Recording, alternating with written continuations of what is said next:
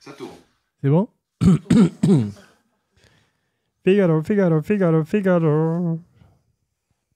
Sophie? C'est prêt. Ok. Prêt. Ok. Toi, c'est bon? Ok.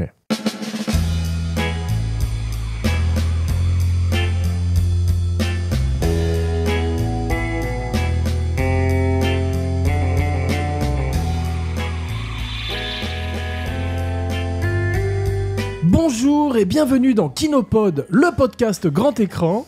En direct de Paris, je suis votre hôte Jean Weber, EP, l'extra podcaster, et mes extraterrestres sont JF, podcast maison. Non, vas-y, on t'entend pas là, on dirait. Bon, ben JF, podcast maison. Voilà. C'est bon? Ouais. Non, JF. non, tu dois dire d'abord Jeff Domenech, JF, podcast maison. Ah d'accord, on va le refaire. Jeff Domenech, JF, podcast maison. Sophie Benamon, saviez-vous que les femmes venaient de Vénus? Et aujourd'hui, tout ce que vous avez toujours voulu savoir sur E.T. l'extraterrestre sans jamais oser le demander. Ravi de vous retrouver, mes cinébodies, pour notre voyage interplanétaire et pour parler de ce film de 1982 réalisé par le grand Steven Spielberg. 1982, année dominée au box-office par Jeff, L'As des As, avec ton ami Jean-Paul. Enfin un grand film. Et le gendarme, non pas avec les extraterrestres malheureusement, mais les gendarmettes. Cette année voit également naître Jesse Cabil, Jeff, et Eddie Redmayne, et s'éteindre Henry Fonda et Ingrid Bergman, deux géants du 7e art. Mais laissons sans plus tarder la parole à Sophie, qui nous résume le film en quelques mots, le fameux pitch, comme si nous étions un gros producteur belge une fois, dans un ascenseur entre deux étages. Alors, une soucoupe volante arrive sur la Terre pour une expédition botanique. Un peu comme aujourd'hui, on fait des expéditions sur Mars pour aller prélever des segments. Et puis, un des explorateurs est oublié, en fait, par la soucoupe qui repart. Et l'explorateur ne sait pas quoi faire. Alors, il se sent tout de suite traqué. Donc, il va se cacher d'abord dans un bois. Et puis, il va voir une zone pavillonnaire de banlieue américaine. Et ça va, les lumières vont lui rappeler quelque chose. Et il va venir se cacher là. Et il va rencontrer là un jeune garçon de 10 ans, assez désœuvré, Elliot. Et entre eux va se nouer une belle amitié. Et grâce à Elliot, il va être protégé, même si tout ce qu'il cherche à faire, c'est de retourner chez lui. Bravo, Mars n'attaquera pas. Et c'est au tour de Jeff de nous emmener dans les étoiles en nous racontant la genèse du chef-d'œuvre de Steven Spielberg. En fait, tout démarre d'un fait divers qui avait eu lieu dans le Kentucky en août 1955. C'était un jeudi, je crois bien. Et en fait, il y a dans une ferme, la ferme des Sutton, qui disent qu'ils ont été attaqués par des créatures lumineuses. Voilà. Wow. Et Spielberg, suite à ce fait divers, pendant des années, mais bien avant de faire des grands films, il avait en tête d'en faire plutôt un film d'horreur, donc comme un alien qui terrorise une famille. Ouais. Mais il pensait juste le produire, donc il demande à un jeune scénariste, le mec qui avait écrit Hurlement et Piranha. Léo de Hurlement. Ouais. Et il crée un script, il trouve ça intéressant, mais il y a quelques réserves. Et il demande à Rick Baker de lui fabriquer 11 monstres, 11 aliens. Et parmi les aliens, il y en aurait un de gentil qui s'appelait Buddy. Ouais. Voilà. Et qui se lierait avec un des enfants de la famille. Voilà. Donc c'était son point de départ. Finalement, ça se fait pas. Bon, il passe à autre chose. Et le titre s'appelait Night Skies. Voilà. C'est ça. Et c'était une espèce de poltergeist avec des aliens, en fait. Ouais, tout à fait, c'est ça. Et il est sur le tournage du premier Indiana Jones, L'Arche perdue. Il ressent une certaine lassitude de ses grosses productions, Spielberg, que ce soit Jaws, Rencontre du troisième type, 1941, etc. Et il veut revenir un petit peu à ce qu'il aime et ce qui lui a fait choisir le cinéma. Il dit, c'est raconter des histoires sur des gens et des relations humaines. Voilà. Et il était seul sur ce tournage, loin de sa petite amie, etc. Et Truffaut lui avait dit un jour, tu devrais faire un film sur les enfants. Truffaut qui avait fait L'Enfant sauvage, L'Argent de poche, etc. Donc les 400 coups. Ouais, savait ce que c'était que de filmer les enfants. Ouais. Et Spielberg, ça lui est resté, cette phrase. Et puis, au fond de lui, il se dit qu'il aurait peut-être besoin d'un ami à qui se confier, une voix, une oreille à qui parler. Et il imagine donc une créature fantasmée. Et il prend comme point de départ la créature de Rencontre du troisième type, qui sort du vaisseau pendant 10 minutes et qui re-rentre. Et il se dit, si j'avais encore 10 ans et que cet extraterrestre avait autant besoin de moi que moi de lui, ce serait une formidable histoire. Et sur le tournage d'Indiana Jones, la petite amie d'Harrison Ford est Melissa Mathison, Ouais. qui est une jeune scénariste, et il lui demande de travailler sur cette histoire tout doucement. Donc c'est là que c'est parti. Et la Columbia lui dit qu'ils ne veulent pas faire un film sur un enfant, et c'est à Universal à qui il doit encore un film, qui lui dit OK sur le principe du film. Voilà. Ouais. Et c'est vrai que Spielberg, quand il était petit, donc il a beaucoup souffert, comme on voit dans Meet the Fablemans, de son divorce, en fait, et que E.T. est inspiré également par un ami imaginaire qu'il se crée à l'époque, à la manière de Tony Redrum dans The Shining, le petit garçon Danny Lloyd. Et en fait, Melissa Mathison écrit le script en 8 semaines. Et là, ils font intervenir un monsieur qui s'appelle Carlo Rambaldi. Tu connais Sophie, Carlo Rambaldi? Bien sûr. Ouais, qui créerait donc le King Les Kong effets spéciaux Voilà. magnifiques. extraordinaire, qui crée le King Kong de De Laurentiis, qui travaille sur la tête de l'alien. Oui, c'est lui qui s'occupe de créer les cerveaux moteurs. Donc c'est très important de créer ce personnage d'alien avant même le tournage, parce qu'il faut voir à quoi il va ressembler. Le film vit et meurt par l'alien, un petit peu comme le film de Ridley Scott également. Ça coûterait donc $1,5 million pour E.T. simplement, pour la créature même. Et on dit que c'est un mélange de Einstein et Hemingway au niveau du visage. Et la productrice Kathleen Kennedy fait une grosse recherche sur les yeux aussi, pour avoir ce beau regard bleu, parce que c'est par les yeux que passe l'identification, la fenêtre de l'âme. Et c'est vrai que E.T. est assez terrifiant, j'ai trouvé, en voyant le film au début. Et petit à petit, on s'habitue à ce visage. Et c'est pour ça qu'on tombe amoureux de lui et qu'on est triste quand il lui arrive des mésaventures. Au départ, il voulait des M&M, tu sais, pour cette espèce de jeu de petits poussés avec l'alien, mais M&M refuse, parce que Spielberg n'est pas encore la star qu'il va devenir, et le film n'est pas encore le phénomène de société qu'il va devenir.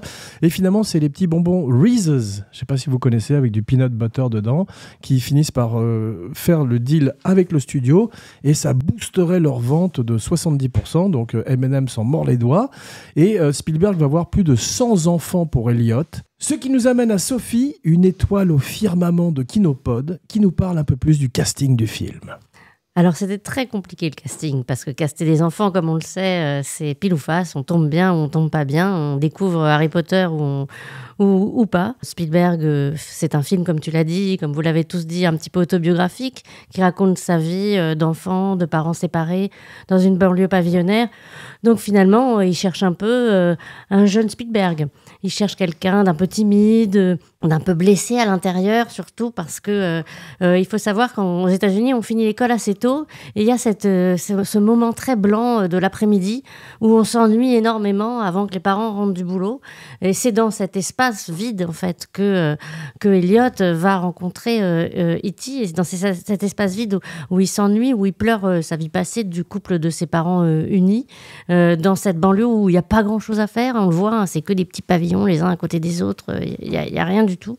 Et donc, il va chercher ce regard. D'abord, ce regard, il lui faut un regard cassé, quelqu'un de... Alors, comment chercher un gamin de 10 ans cassé par la vie? Et donc, il va avoir énormément d'enfants, plus de 100, peut-être même 200.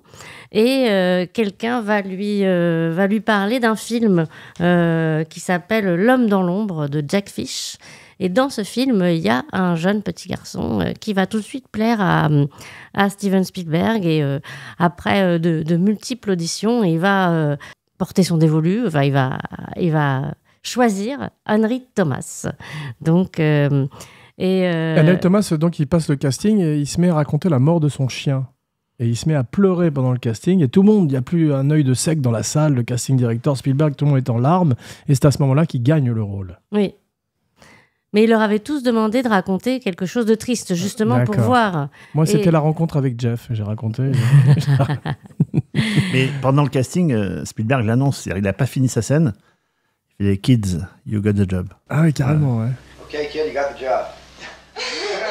Enfin, oui. Alors ça, c'est la belle histoire, bien sûr. Tu l'as vu, le casting, lui dit. Hein. Oui, ouais. Mais c'est juste que ce qu'on voit avec Kid, You Got the Job, c'est pas le premier passage d'Henry Thomas. Ouais. C'est-à-dire que c'est une production de cette taille-là. J'adore la légende, hein, mais il n'y a pas de problème. J'allais vous la raconter. Mais une production de cette taille-là peut pas se faire sur 5 minutes. Donc, avant qu'Henry Thomas rencontre Spielberg, il en est à sa 3e ou 4e audition. Ouais. Il est déjà passé par la casting director, il est déjà passé par plein de gens. Bien Et sûr. à chaque fois, on pointe du doigt ce gamin en disant il a quelque chose, vraiment. Mais il est magique, il est magnifique. C'est une des grandes performances d'enfant, au même titre qu'Antoine Doinel du cinéma, je trouve. Il fait le film, lui aussi. Ouais. Fabrice Gricot dans le jouet. Et puis, Il est fantastique aussi. Ouais. il a ce que Spielberg aime avant tout chez ses acteurs, c'est-à-dire c'est quelqu'un de vrai. Ce qu'il aime chez ses acteurs et pourquoi il les casse souvent, c'est parce qu'ils ont une vie à côté. Même si Henry Thomas n'avait que 10 ans, il donnait l'impression que le cinéma n'était pas toute sa vie, qu'il plongeait pas là-dedans comme si il rêvait d'être un enfant star. À la manière du petit Danny Lloyd de Shining dont on parlait précédemment aussi. Ouais. Ouais. Et donc, c'est pas le côté petit singe savant, parce qu'effectivement, un enfant sait jouer ou ne sait pas jouer.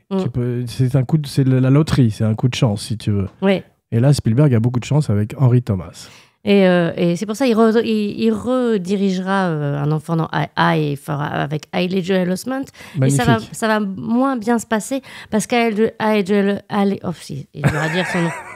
Je t'aide pas. Hailey Joel Osment est beaucoup plus déjà maniérée et a un jeu plus mécanique et puis rêve de quelque part d'une carrière. Alors que là, Henry Thomas, et on le verra par la suite, parce que je vais vous raconter un peu ce qui arrive à ce pauvre Henry Thomas, c'est qu'il va pas faire la carrière dont il rêve. Il est jamais lâché par Spielberg, qui est toujours en contact avec lui, mais il va faire des films, il va faire Valmont, il va faire Légende d'automne, il va faire des rôles plus ou moins grands. Jamais il retrouvera la tête d'affiche. Là encore, il fait une série télé. Spielberg l'a dirigé dans une pub il n'y a pas très longtemps, donc ils ont gardé le contact et tout ça, mais il n'a pas fait de grande carrière. À la manière du petit garçon de Witness aussi. Tu te rappelles Lucas Haas, qui rejoindrait le fameux Pussy Posse, le gang de la chatte. Ouais, on l'a vu dans Babylone récemment. Ouais, voilà, exactement. Ouais. Parle-nous un petit peu de Drew Barrymore. Sa partenaire, c'est tout l'opposé. Voilà. Drew Barrymore, c'est Hollywood legend. Ouais. C'est la fille d'une grande dynastie de comédiens. Elle habite Hollywood, elle est Hollywood, elle est gâtée, pourrie. Et Spielberg connaît bien sa famille, la connaît bien. On a souvent dit c'était son parrain, c'est pas tout à fait ça, mais bon, ils se connaissent bien. Et la fille est très petite, elle avait 5 ans à peine. Ouais. Et donc, c'est compliqué aussi de se dire. Donc, il veut pas prendre de risques, il prend quelqu'un dont il est sûr qu'elle va supporter aussi la pression d'un tournage. Donc, il prend cette petite fille qui connaît un peu, qui a des yeux magnifiques et qui mange l'écran, qui est incroyable. Mais pour Drew Barrymore, ça sera le début d'une carrière d'enfant acteur et elle va partir pas tenue par ses parents, elle va partir dans un monde d'adultes, aller en boîte de nuit à 7 ans. Addict à la marijuana à 10, enfin c'est à l'alcool. Ouais. C'est terrible la manière dont sa famille l'a laissé. Et c'est un grand comeback au même titre que Robert Downey Jr., parce qu'elle aurait dû effectivement se terminer en rehab ou morte. Pourtant, à la fin du film, E.T. la voix, il lui dit « Sois sage ». Elle n'a pas écouté E.T., quoi. Non, et au moment où elle pose pour Playboy, quelques années plus tard, Spielberg lui dit « Mais écoute, c'est pas bien, Drew, tu devrais faire attention quand même ». Et elle lui envoie des photos d'elle habillée en nonne. Après. Mais il la suit aussi toujours, et puis elle va revenir sur le devant de la scène un peu plus tard, à la fin de son adolescence. Elle va devenir une immense star. Elle va monter sa boîte de production, faire revenir la franchise des Drôles de Dames. Elle va être l'héroïne de comédies romantiques. Elle va avoir une vie privée incroyable. C'est une vraie trajectoire. Maintenant, elle a un talk show aussi. Qui est très successful. Qui a beaucoup de succès à Hollywood. Où elle se livre sans filtre. Elle est très marrante dans son talk show. C'est une légende d'Hollywood maintenant. Elle accueille toutes ses amies stars, elle leur fait faire des confidences sur leur vie, elle connaît tous les potins et tous leurs secrets en plus, donc ils peuvent pas... Ça s'appelle The View, c'est ça? Non, je sais plus comment ça s'appelle. Non, c'est pas The View, je connais pas son nom, mais je connais pas le nom du show, mais effectivement, c'est comme une Oprah Winfrey ou comme Ellen DeGeneres. Elle a son show qui marche très très bien. Et elle a trouvé sa place à Hollywood. Quoi, en fait. Et elle est très franche, elle est très drôle, très franche et tout. Mais elle a une présence déjà dans le film dans Gertie, cette petite fille, elle est extraordinaire. Toutes les scènes dont je me rappelais, c'était toutes ces scènes avec elle et E.T., tu sais, quand elle crie en le voyant, ou quand elle dit j'aime pas, il a pas des jolis pieds et tout. Enfin, je veux dire, tout semble improvisé tellement c'est naturel et frais. Ouais. Et elle amène elle a des questions de fille. C'est une fille ou un garçon elle est extraordinaire. Je veux dire, elle a une fraîcheur dans ce film.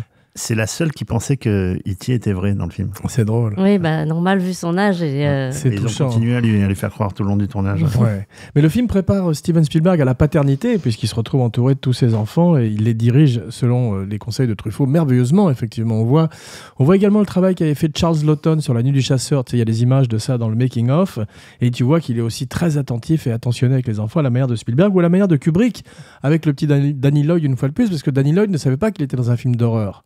Kubrick l'a préservé au maximum, contrairement à Shelley Duvall, en lui disant que c'était un drame, simplement un drame familial, et le petit garçon a passé un été, ou en tous les cas, un tournage merveilleux, totalement protégé et préservé par Léon Vitali, l'assistant de Kubrick, et par Kubrick lui-même.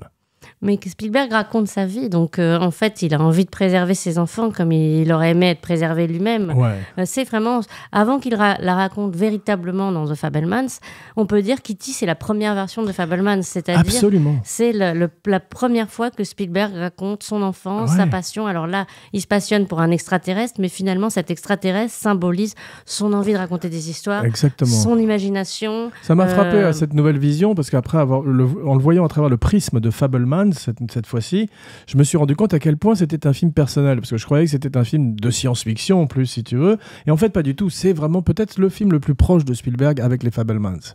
Mais quand Melissa Mathison écrit le film, le premier titre c'est A Boy's Life. C'est-à-dire que c'était vraiment l'idée de la vie d'un petit garçon. Mais on était parti sur une autre forme. Ouais, mais il y a eu un souci au moment du film, la sortie du film, il a été accusé de plagiat.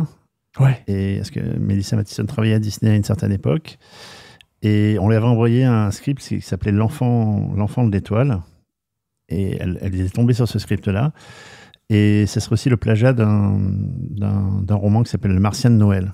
Et L'enfant de l'étoile, c'était pas le script de Satyajit Ray, justement, ce grand metteur en scène indien, parce qu'il a voulu faire un procès, on lui a conseillé de faire un procès à Spielberg, et il a dit non, je suis trop admiratif de Spielberg, je suis moi-même un metteur en scène, je vais pas attaquer un autre metteur en scène. Ouais, mais je pense que c'est elle. C'est Arthur Clarke, en parlant de Kubrick et en parlant d'Enfant des étoiles, qui lui a conseillé, l'écrivain de 2001, qui avait conseillé à Satyajit Ray de faire un procès à Spielberg. Il s'est inspiré de certaines scènes, quand tu vois Elliot s'envoler avec son vélo. Ouais. C'est un petit clin d'œil à Miracle à Milan de Sica quand il s'envole avec le balai. C'est vrai, ouais. Ça, il l'a dit, Spielberg, c'était volontairement un petit clin d'œil. J'y avais pas pensé. Et au voleur de bicyclette aussi.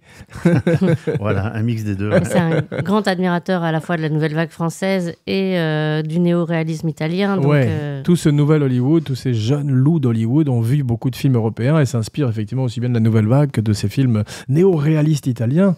Et ça baigne leur cinéma. Moi, je voudrais parler un petit peu d'une dame qui s'appelle Pat Wells. Vous savez qui c'est ? Belle qualité de silence dans l'émission. C'est la voix de E.T. en fait. C'est une dame que rencontre Ben Burt, le grand sound effects créateur, tu sais, qui avait travaillé sur les Star Wars, qui est un des personnages importants de tous les films de Lucas et Spielberg. Elle fumait 2 paquets par jour. Voilà, il rencontre cette femme dans une quincaillerie ou je sais pas où. Elle fumait 2 paquets par jour et tout d'un coup il entend Monsieur Burt comme ça et tout. Donc ça attire son attention. En France, c'est Jeanne Moreau qui a fait la VF, c'est ça. Mais ce qui m'a frappé, c'est que elle m'a fait penser au travail que Mercedes McCambridge fait avec Pazuzu, tu sais, dans L'Exorciste, ou au travail que... J'ai oublié le nom de l'actrice qui fait la voix de Mother dans Psychose, mais ce sont des personnages qui donnent vie à un autre personnage et en s'abîmant la santé, en fumant des paquets de cigarettes et en buvant des litres d'alcool. Et ça paye à l'arrivée, en fait. Jeff, il faut que tu te mettes à fumer pour le podcast. Mais Ben Burt, le travail de Ben Burt, il a d'abord designé cette voix, en fait. Ils ont casté cette femme formidable, mais son travail à lui est presque aussi important que celui de Carlo Rambaldi, parce que il a vraiment imaginé tout ce que c'était très compliqué. Autant le visuel, on faisait appel à plein d'imagerie théorie populaire de ce que pouvait être un extraterrestre, autant la voix, on partait dans l'inconnu total et il fallait pas se planter. Et moi, je trouve qu'il faut saluer vraiment le travail de Ben Burtt. Ah oui, toujours, ouais. Et pour l'alien, en fait, c'était pas qu'un animatronique. Hein. Ouais. Il y avait aussi des personnes, il y avait des petites personnes, il y avait un amputé, je crois. Un gamin qui avait pas de jambes et qui marchait sur les mains, notamment la scène où il se tape dans le frigo, qu'il est bourré. Ouais. Et c'est là qu'on voit que les deux personnages ont fusionné, en fait, on le sait pas au départ. Et il y a des références au film de Spielberg, le mimétisme qu'on voit dans Les Dents de la Mer, quand ils refait les mêmes scènes. Ah, bien sûr. Et que Elliot se frotte le nez, E.T. se frotte le nez, ils se grattent la tête, ils font tous les mêmes choses. Et tu te dis en fait que c'est un seul personnage en deux, parce qu'ils ont fusionné. Et si tu regardes la chambre d'Elliot, il y a 2 affiches de Hulk. Et Hulk, qui est la même chose, qui est un personnage avec son alter ego. Je sais pas si c'est un petit clin d'œil que Spielberg a fait en tout cas. C'est possible, mais on se dit que si les effets avaient été faits en numérique comme ils sont faits aujourd'hui, le personnage aurait beaucoup moins de présence qu'il n'a à l'écran. Effectivement, là, il existe. La lumière rebondit sur lui et tu as véritablement l'impression d'une osmose entre le petit garçon et la créature qui ont la même taille en plus. Donc, ils peuvent se regarder dans les yeux l'un de l'autre. Mais il se passe quelque chose qui arrive assez peu dans les films par la suite, c'est que Harrison Ford est coupé au montage, tu as vu ? Il faisait le proviseur de l'école.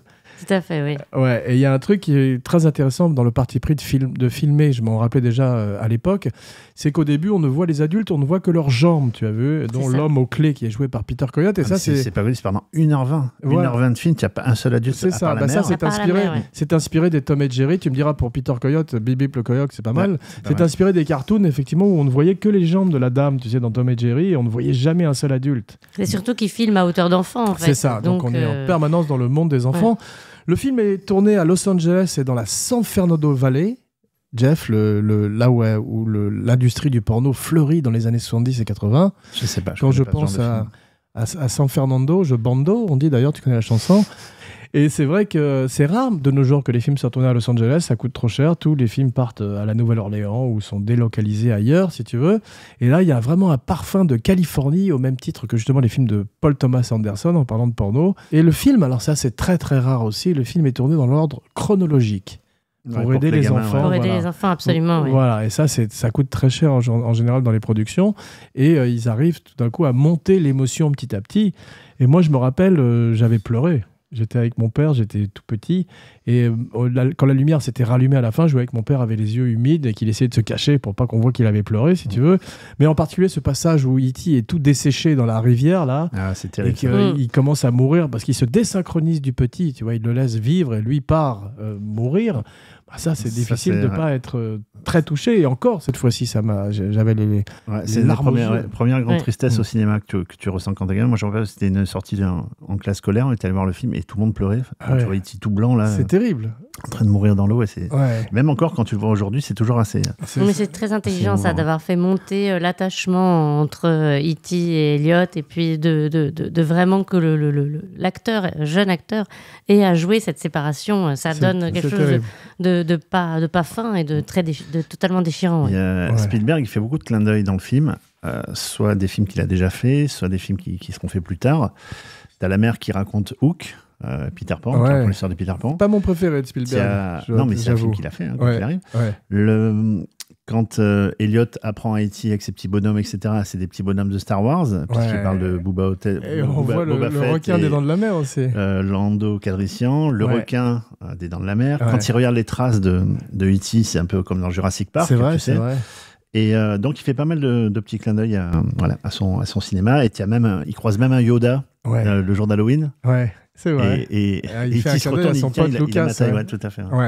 61 jours de tournage, et Spielberg fait un truc qu'il n'avait pas fait jusqu'à présent, c'est qu'il y a très peu de storyboard pour préserver justement la spontanéité du... Je crois qu'il le referait sur Le Soldat Ryan, tu parles de ses films à venir, mais c'est un monsieur qui travaille avec énormément de storyboard, il vient du monde de la bande dessinée. Kubrick se moquait de lui d'ailleurs à cause de ça, parce que Kubrick n'utilisait pas de storyboard. Et là, Spielberg non plus n'utilise pas de storyboard pour garder une certaine fraîcheur. Mais est-ce que tu sais, que pendant qu'il tourne E.T., en fait, il est en train de superviser la production de Poltergeist, dont il a regardé chaque storyboard.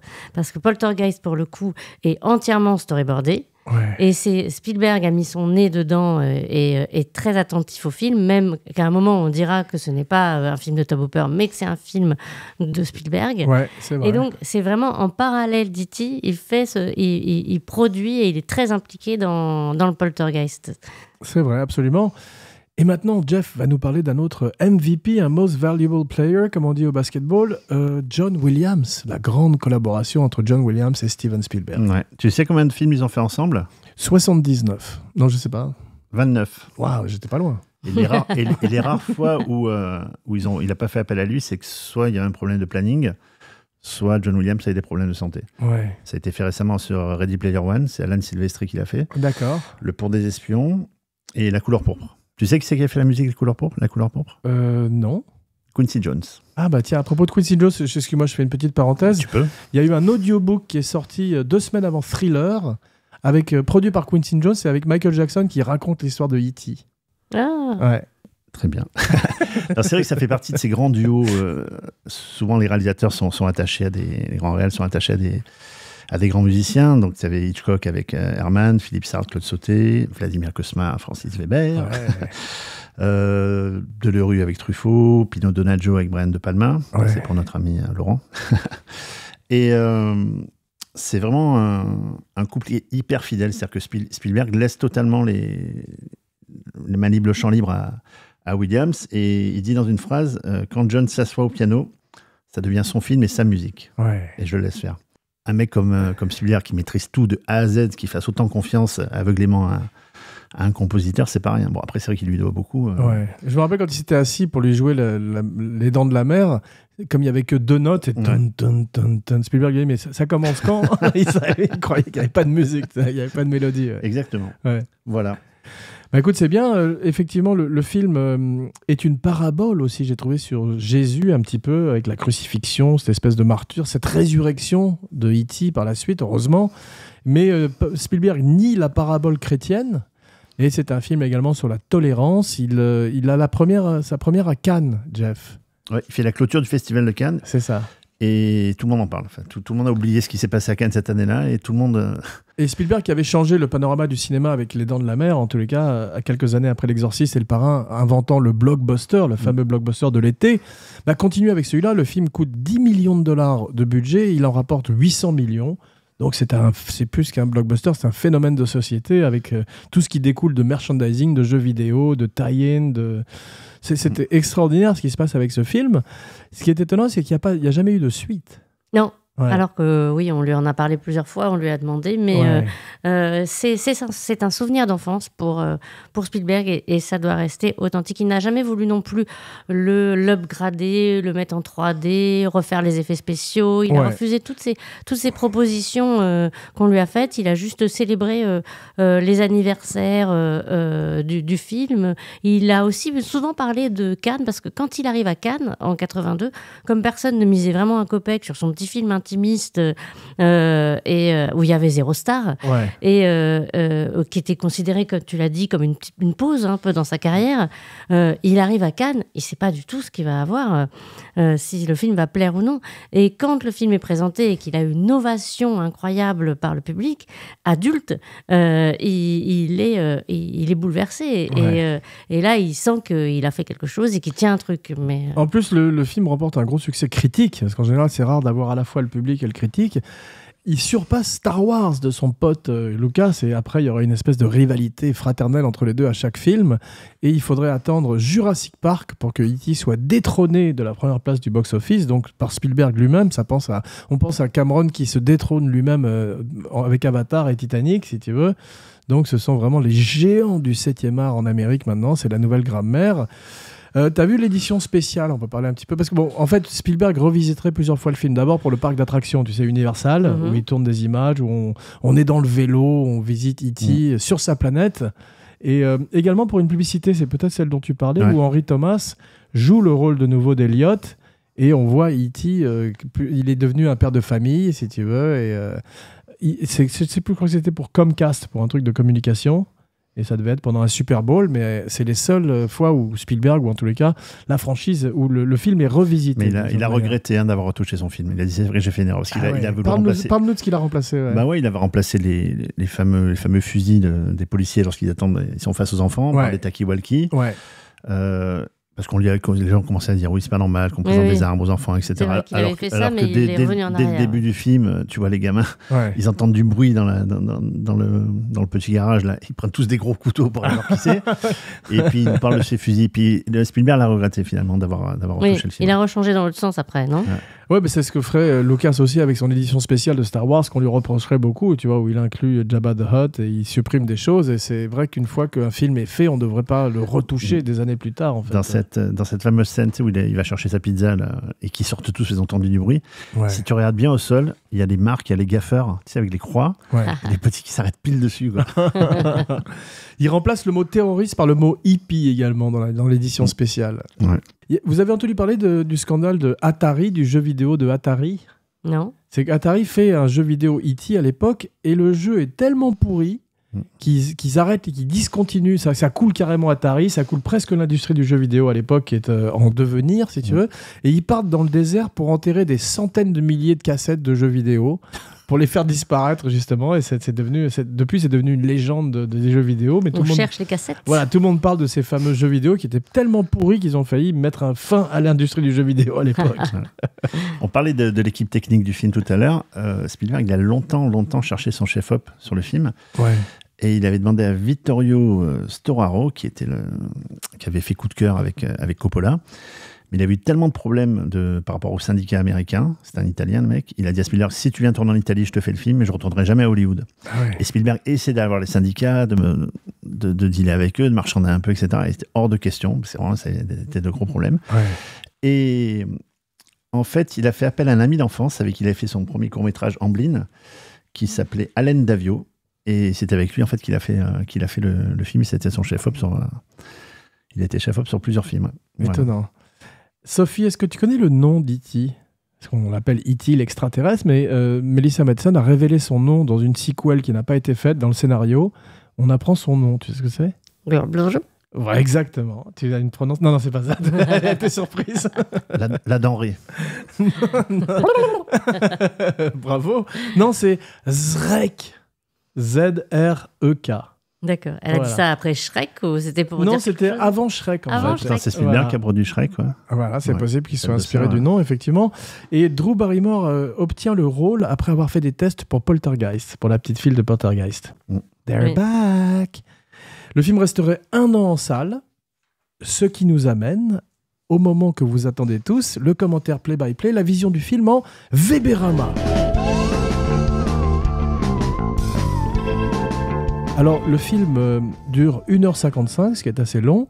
J'ai un titre alternatif, mais c'est plutôt pour la première version du film, quand les extraterrestres étaient belliqueux. L'E.T. meurtrier, Jeff. Très bien. J'aime beaucoup. En forme. Et c'est Isabelle Adjani qui fait le... Exactement. Mais Jeff, on parlait tout à l'heure, off-caméra, des versions porno des films. Tu crois qu'il y a une version porno de E.T. Ouais, j'ai vu une jaquette à l'époque quand j'étais petit, ça m'avait troublé. J'étais pas là. Hein. E.T. Fuck Home, ça s'appelait, non ? Je sais pas. Mais c'est très triste dès le début, en voyant le film. Pardon. Pauvre petit E.T. qui se retrouve tout seul sur Terre alors que ses amis repartent dans leur vaisseau. On est déjà dans un truc très émotionnel, je trouve. Et on se rend compte que ça va pas être facile pour lui. J'avais oublié qu'on entrait dans le vaisseau. Vous vous rappeliez de ça, qu'on entrait dans son vaisseau quand les créatures, ses amis, repartent vers leur planète. On voit l'intérieur du vaisseau et un petit peu de la civilisation de E.T. Et là, il s'est inspiré de la soupe aux choux, Spielberg, il a dit. J'ai tout piqué à Jean Giraud. Il a demandé de véritables informations sur les UFO au service concerné. Il a réussi à en avoir. Et je ne sais pas si vous connaissez l'anecdote de Ronald Reagan quand il va finalement voir le film. Il lui organise une grande projection à la Maison Blanche avec Ronald Reagan, sa femme et tout ça, et à la fin, Reagan, qui était président des États-Unis, va voir Spielberg, il fait « C'est vraiment très réaliste !» Mais d'ailleurs, à propos, vous avez vu que récemment, ou je crois que c'est l'année dernière, la NASA a publié des photos d'aliens, de E.T., de UFO, OVNI, tu vois, comme on dit en français, Et tout le monde s'en est foutu, personne n'en avait rien à foutre. On se rend compte que ça n'a pas du tout la même puissance qu'à l'époque. Le fameux hangar 51, c'est Area 51, ce truc-là, eh ben, ils ont montré des photos qui n'étaient pas des ballons ou des dirigeables, des trucs de la météo, des vrais aliens, des vrais extraterrestres. Et les gens sont tellement blasés de nos jours qu'on n'en a rien à foutre. Et alors, est-ce qu'il ressemble à E.T. ?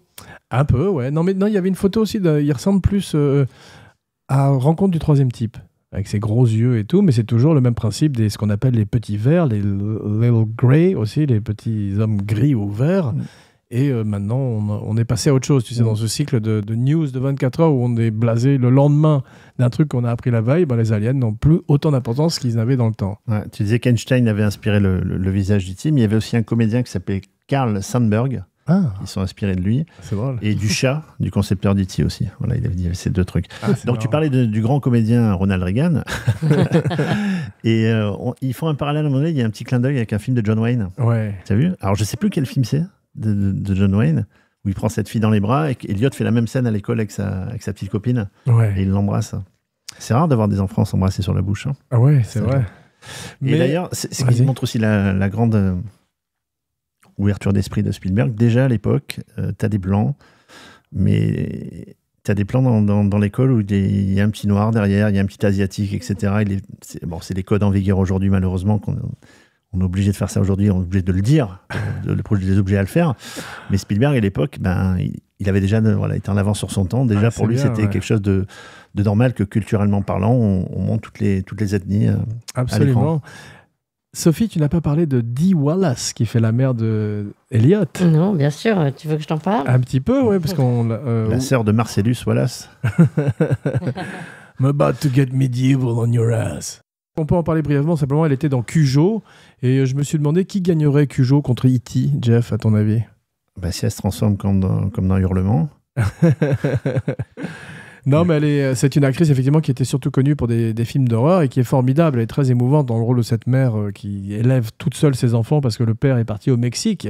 Donc écho à la vie de Spielberg et de son divorce, enfin du divorce de ses parents qui l'a beaucoup fait souffrir. Et elle est formidable. Elle amène une émotion, une humanité au personnage et fait vivre un personnage qui n'a pas grand-chose à faire sur le papier finalement. Mais on ressent tout ce qu'elle ressent quand son enfant disparaît, quand elle découvre l'E.T. pour la première fois et qu'elle emmène ses enfants loin de cette étrange créature. On comprend très très bien sa réaction, quoi. Tout ça est... Elle s'habille en Catwoman pendant Halloween. Mais il réhabilite sa mère d'une certaine manière, puisque quand il nous livre la vraie version avec The Fabelman, on voit que c'est pas avec sa mère qu'il est resté, c'est avec son père, et que c'est sa mère qui est partie.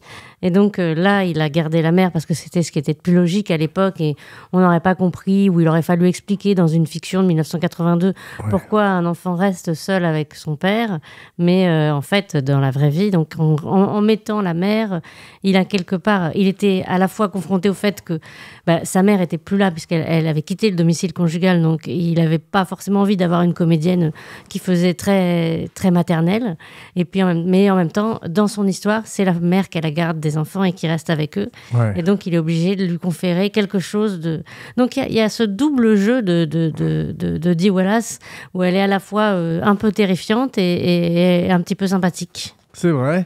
Et le film, en particulier dans ces scènes de forêt au début, est filmé comme un conte de fées. Tu as vu, on est dans Brocéliande, on est dans toutes ces histoires qui commencent par « Il était une fois ». Et ça, c'est Spielberg qui est vraiment lié à l'enfance.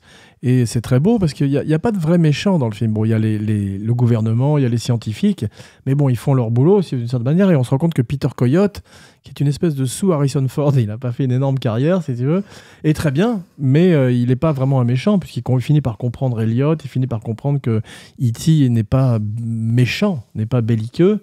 Et on n'a pas tout d'un coup des gens qui veulent véritablement disséquer cet alien comme dans tous les films, tu sais. Oh, la scène où ils arrivent dans la maison pour la fouiller de fond en comble, de nuit avec les lampes torches et tout ça.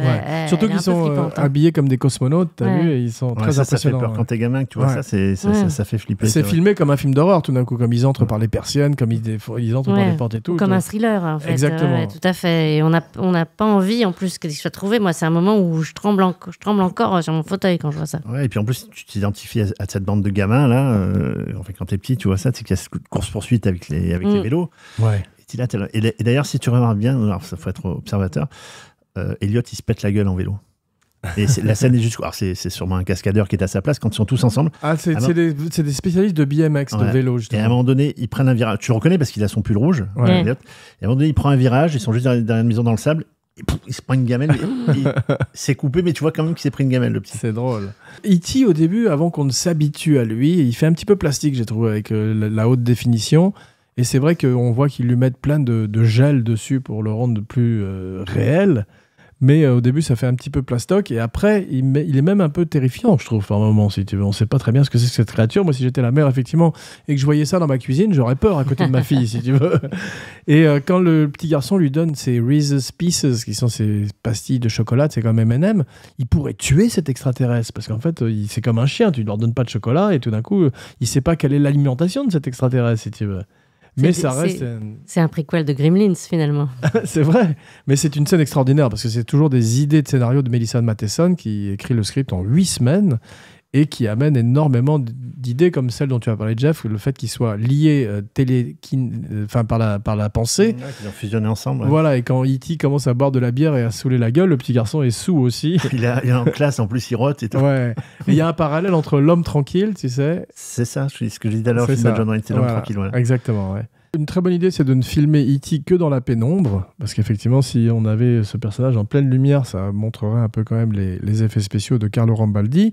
Si Thomas Howell, qui fait le grand frère, est très bien, il était dans Outsider. Non, c'est pas lui. C'est pas si Thomas Howell. Non, si Thomas Howell, il fait un des mecs à vélo, effectivement. Ouais, c'est pas toi. Ouais, c'est ça, voilà. C'est Robert Mac quelque chose qui joue son grand frère. Robert Mac quelque chose. Robert McNaughton. C'est ça. Voilà. Non, si Thomas Howell, il fait un des autres, c'est lui. Lui, il ferait une petite carrière jusqu'à ce que sa carrière soit... Hitcher, ouais. Hitcher et en particulier Outsider. Ouais. Et tu sais avec quoi... qui veut du bien aussi, c'est un joli film. Et tu sais avec quoi il s'est coulé?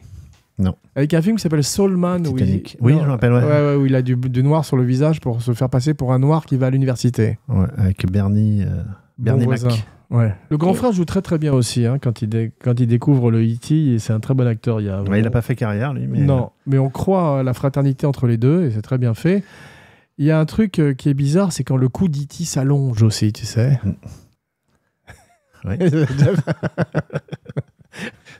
Et E.T. va donner à Spielberg, et je l'ai interviewé plusieurs fois, et il m'a confié que après E.T., il avait l'idée de faire un film grand spectacle, un film à gros budget, et puis un film plus calme. Et à partir d'E.T., il va vraiment alterner ça, c'est-à-dire que il a toujours 3, 4, 5 projets en même temps, il fait travailler plusieurs scénaristes.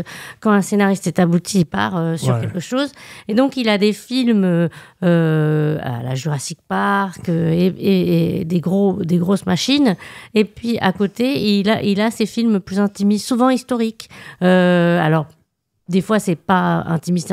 Quand il faut sauver le soldat Ryan, c'est aussi une grosse machine, mais c'est ce qu'on considère être le Spielberg adulte contre le Spielberg La couleur pour Amistad, tous ces films-là, ouais. Voilà. Ça reste des grosses productions, mais moins grand public. Ouais. Mais voilà, moins. Ce qui est étonnant, c'est quand il tourne Schindler's List en montant Jurassic Park. C'est-à-dire que là, il montre effectivement deux facettes. D'abord, qu'il travaille énormément tout le temps, comme tu dis, et puis il montre véritablement les deux facettes de sa personnalité et il grandit petit à petit à travers son œuvre parce qu'il ne veut pas être assimilé tout le temps au metteur en scène qui fait des films pour les enfants, si tu veux. Oui, et puis il est passionné d'histoire. Vraiment, c'est un point commun qu'il partage avec Tom Hanks. C'est pour ça qu'ils feront autant de films ensemble et qu'ils s'entendent si bien et qu'ils produiront notamment Band of Brothers Together, ensemble. Je parle anglais, ça y est.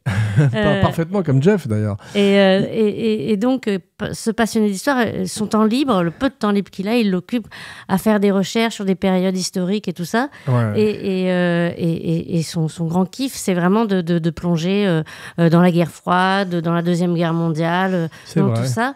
Et sur The Fabelmans, il est vraiment très précis historiquement. C'est-à-dire que là, il nous met son histoire d'enfance à la fin des années 70, au début des années 80, même si il évite de dater trop les choses. On remarquera qu'il n'y a pas trop d'objets modernes dans E.T. E.T. en soi étant déjà la super modernité.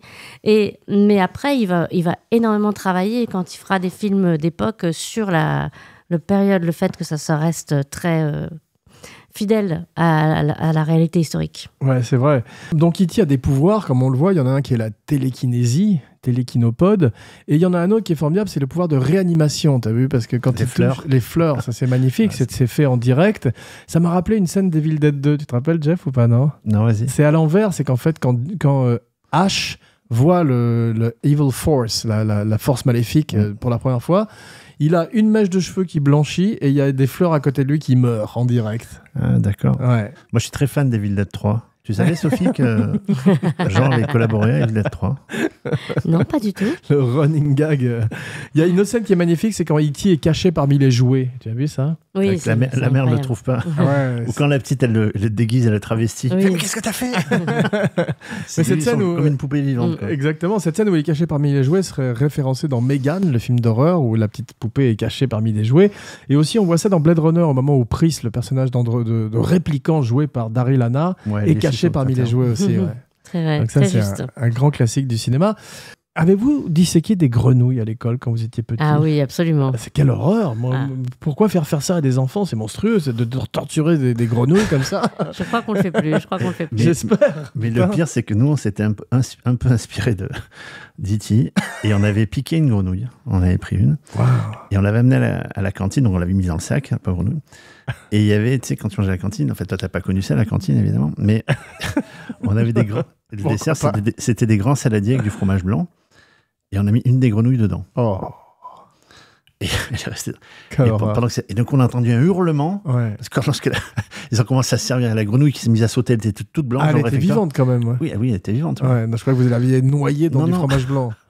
Et voilà, donc ça fait peur à tout le monde. Voilà, une connerie qu'on a fait quand on était au collège. Mais c'est vrai qu'on disséquait des grenouilles, c'est vrai. C'est monstrueux. Je suis content que ce soit une pratique qui ait disparu. Effectivement, à l'adolescence, on connu tout ce qui est aujourd'hui ce qu'on appelle la génération X, c'est-à-dire ceux nés entre 65 et 82. Et cette adolescence-là, elle est finalement un peu pareille qu'on habite aux États-Unis, en France, en Angleterre. On connaît un peu tous le même after school, les mêmes cours et tout ça. C'est vrai. Il y a un truc qui est un classique des films de ces metteurs en scène, de cette époque de metteurs en scène, comme John Landis, tous ces gens qui ont grandi en mangeant de la télévision, en regardant des cartoons à la télé. Ouais. C'est qu'il y a toujours un cartoon ou un vieux film à la télévision. Tu sais, quand tu entres, il y a une scène, il y a comme ça dans The Thing, et tout d'un coup, tu vois. C'est Rue Sésame. Ouais, c'est ça. C'est Sesame Street qui est un... Et tu parlais de E.T. habillé en femme, ça m'a un petit peu émoustillé. Un peu comme quand Bugs Bunny s'habille en femme aussi. Moi, il m'en fallait plus. Non, c'est pas vrai. Il regarde pas un Tom et Jerry à la télé ou un dessin animé? Si, justement. Ça, c'est un classique dans tous les films d'horreur ou dans tous les films de cette génération de Peter Coyote aurait préféré Baby Block Coyote, c'est ça? Moi, ça, je l'ai déjà fait, mais c'est pas grave. C'est ça. Ouais, mais là, elle est mieux amenée, je trouve. Salaud. Il y a un petit côté MacGyver aussi chez E.T. quand il récupère à peu près tout ce qu'il trouve, un tourne-disque, un parapluie pour faire son appareil là, pour communiquer avec les autres. Puis là, ce gros doigt qui se met à luire et avec lequel il soigne le petit Elliot, tu as vu? Ouais. Incroyable. Genre, je ne sais pas d'où vient cette idée du doigt qui luit. Est-ce que quelqu'un a une... Non, peut-être Jeff. Il a son torse aussi déjà qui est allumé. Ouais, c'est vrai, ouais. Ça, en tout cas, ça fait vivre ce personnage et sans nous expliquer véritablement ce que c'est comme pouvoir ou d'où il vient, ça lui donne toute une historique qui est montrée. Qu'on voit sur l'affiche. L'affiche, elle est magnifique du film. Ouais. Avec le gamin et avec la lune derrière. Ouais. Dans Avatar, Cameron reprendra un peu ce côté, le pouvoir du toucher pour cicatriser. Il y a un peu de ça, finalement. Cameron s'est beaucoup inspiré de Spielberg. Absolument. Et j'avais oublié que c'était donc un film de Halloween. Effectivement, il s'habille à un moment, le petit garçon en vampire, la mère, comme tu disais, en Catwoman. À l'époque où ça n'existait pas chez nous, Halloween. C'est ça. Et c'est comme le film de Carpenter, en fait. Ou comme L'Exorciste aussi s'ouvre sur Halloween avec des citrouilles.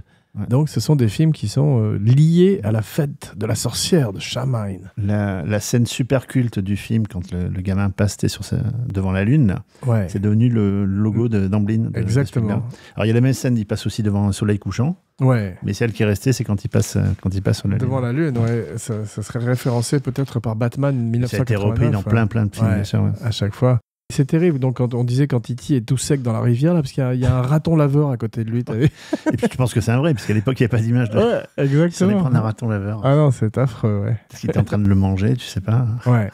Et là, tout d'un coup, le plastique marche, parce que t'as cette espèce de truc sec, et tu te dis, ça y est, c'est fini, quoi. L'enfant revient, on perd E.T. Tu sais, il dit ça à un moment donné, ça te traumatise, tu vois, c'est sûr qu'il va mourir. Dans les films, quand tu voyais mourir des méchants, c'était pas grave, mais quand t'étais petit, tu vois mourir ici, ça te traumatise. Ouais. En plus, Spielberg a utilisé des véritables docteurs, un petit peu le travail qu'a fait un Friedkin ou des gens comme ça, où il prend des vrais policiers et des vrais docteurs aussi. Et parce qu'il pensait qu'il dirait ce jargon médical mieux que personne, et c'est vrai, ça fait réel tout d'un coup. Alors qu'ils sont tous autour d'une espèce de poupée en plastique, et ben ça marche. Mais c'est la grande force du film de se faire, de s'adresser à un large public et que tout le monde a aimé le film en fait, de 7 à 77 ans. Quoi. Ouais. J'ai pas très bien compris pourquoi Gertie et Elliot, donc Drew Barrymore et Henry Thomas, étaient présents à côté de Letty au moment où il est en train de mourir. Je pense je comprends que ça se passe dans leur salon, mais on les aurait emmenés dans leur chambre. Là, c'est vraiment une volonté d'auteur un petit peu. Non, c'est une époque où on préservait beaucoup moins les enfants. Y a pas aujourd'hui, dès qu'il se passe un truc, on dit va dans ta chambre, faut rien que tu vois. Ouais. Mais à l'époque, les enfants, ils étaient dans la vie de la famille et puis ils devaient voir ce qu'il y avait à voir et on leur préservait pas grand-chose. Et Spielberg est le premier bien placé pour savoir qu'on lui a rien épargné, enfant, de la vie de la maison et de tout ce qui s'y passait. C'est vrai, c'est une autre époque. Moi, ma mère me mettait les mains devant les yeux. Quand il y avait une scène un peu coquine, tu sais. J'ai pensé au sketch de Jamel. Les films avec Miu Miu. Dès qu'il y avait Miu Miu à la télé, ma mère a zappé, il disait. Parce qu'elle était toute nue. Et je vous rappelle que au JT de 1984 en France, on nous avait montré l'agonie en direct d'une petite fille. Il y avait des millions d'enfants qui étaient devant leur télé au JT de 20h en Colombie. Après, ils ont remis en question ces images. Ouais. Mais au début, ça leur posait aucun problème de les diffuser et qu'il y ait des tas de gamins qui soient devant leur télé en train de regarder ça. Wow. Donc, c'est vraiment une autre époque. Plus ancrée dans les années 70 que dans les années 80, effectivement. La fin est la même que Rencontre du troisième type, tu as vu ? Quand il repart dans son vaisseau, sauf que cette fois-ci, il n'y a pas de Richard Dreyfuss qui part avec lui, mais c'est un petit peu toujours les mêmes, le best-of de Steven Spielberg qu'il revisite à chaque film, comme ça. Et à l'inverse, dans La soupe aux choux, Villeray ne repart pas tout seul. Il prend avec lui Carmé et De Funès. Et le chat. Ouais, ton film préféré. Ah, culte. Même si la chèvre a mangé le chou. Bientôt dans Kinopod. Et maintenant que celui ou celle qui a encore quelque chose à dire sur E.T. le dise, ou qu'il ou elle se taise à tout jamais. Oui, j'ai une petite anecdote sympathique de l'acteur Henry Thomas, donc, qui a grandi, ses enfants. J'étais super fier de montrer E.T. à mes enfants, mais je voulais pas leur dire que c'était moi le personnage, etc., pour qu'ils le voient. Sauf qu'ils le savaient déjà. Il me dit ouais, bah, c'est toi, et alors enfin, ça n'avait aucun impact sur eux, le fait qu'il ait montré le film. Et il me dit un jour, je vais avec ma fille, je vais faire les courses, et j'ai oublié mon portefeuille. Et je dis merde. Et sa fille lui dit bah, c'est pas grave, papa, t'as qu'à leur dire que c'est toi le petit gamin d'E.T., et puis ils te feront confiance. Il a dit non, ma fille, la vie, ça marche pas comme ça. Bien, merci mes cinébuddies pour ce voyage dans les étoiles. On se retrouve dans quelques jours pour un nouveau podcast grand écran. En attendant, n'oubliez pas de liker, de partager, de commenter, de follower et de vous abonner partout où vous écoutez Kinopod. Si vous voulez voir la vidéo du show, rendez-vous sur Abracadapod sur YouTube. Et maintenant, voici venue l'heure de dire vos noms et vos phrases signatures, la fameuse catchphrase. Sophie Gertie Pénamon. Jeff Domenech. Donnez des millions à des Américains, ils vous feront rencontre du troisième type. Donnez des millions aux Français, ils vous feront 3 types qui se rencontrent. Parfait, je fus Jean Weber pour Kinopod, le podcast qui a froid, qui a faim et qui est à des millions d'années-lumière de chez lui. Kinopod, phone home, I'll be right here.